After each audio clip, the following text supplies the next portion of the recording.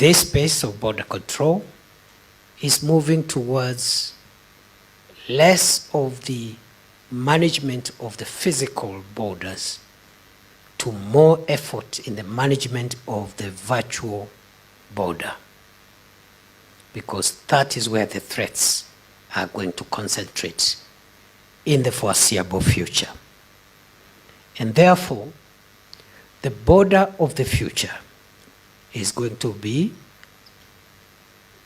secure but contactless, with less human interaction, but with a lot of security checks and controls. The use of technology, in particular digital technology, is going to become crucial for future border control and management. Future border control and management is going to be driven by data.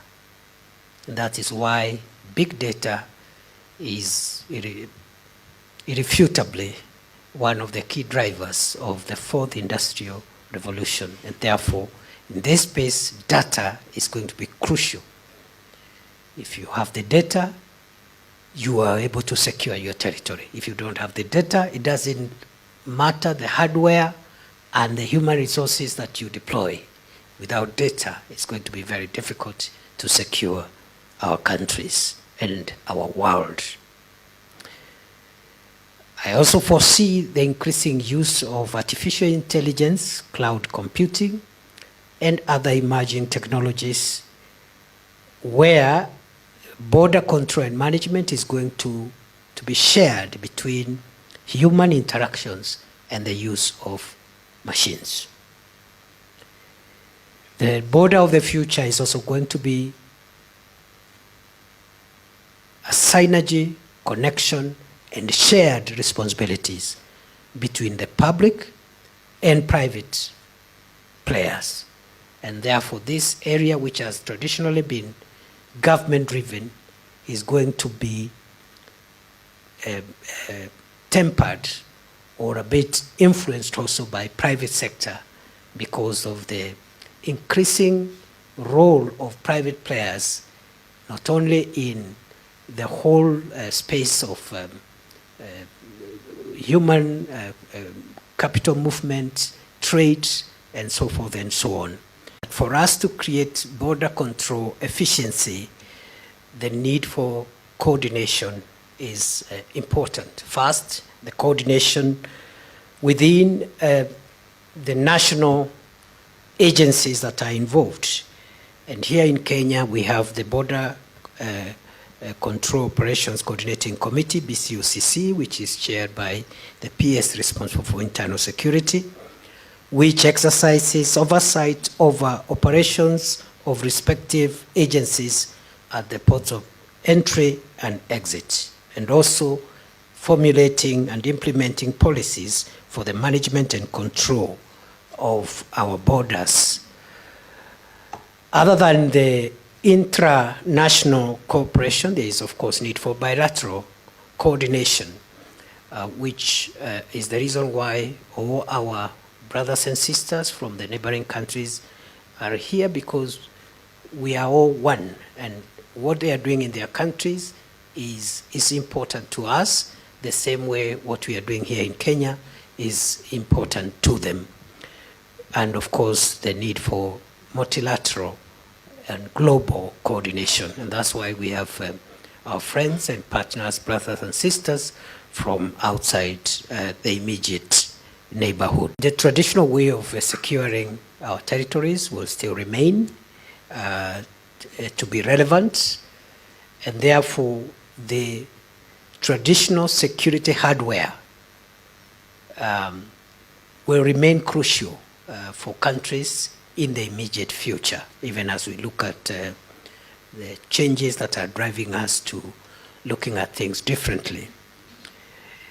In this regard, I am pleased to report that the government of Kenya has made significant investments in equipping our security forces with the latest equipment, technology, and resources to combat threats to our national security.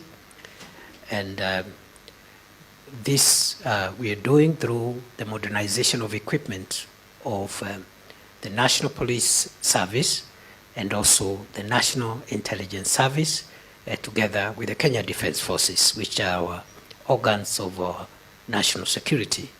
We are in a serious and deliberate modernization program to make sure that our police service, our intelligence service, and the Kenya Defence Forces have the latest equipment which are able to secure our borders. And we are also investing seriously in cyber security to make sure that our cyberspace as a country is also free from the threats that we continue to face. The border is the place where countries exercise their territorial control and jurisdiction. It is the place where compliance to the country's security, health, agriculture, trade, and other laws take place. It is the place where compliance is assessed and enforced.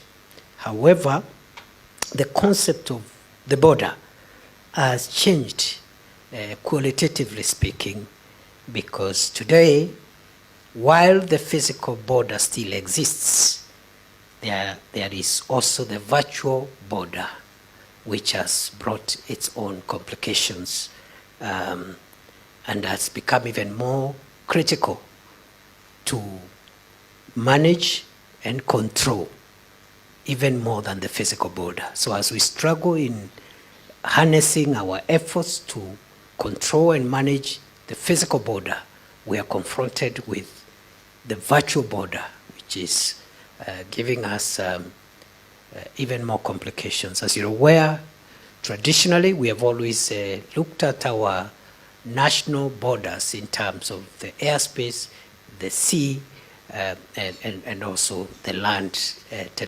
Because of the complexity of the security threats that we continue to face across the world, there is need for huge investments in border control technology.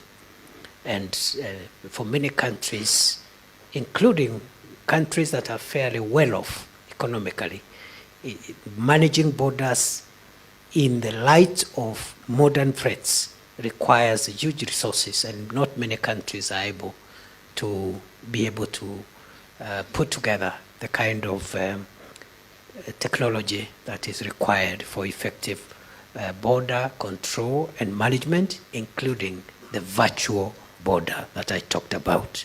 Much. Development partners, and they're quite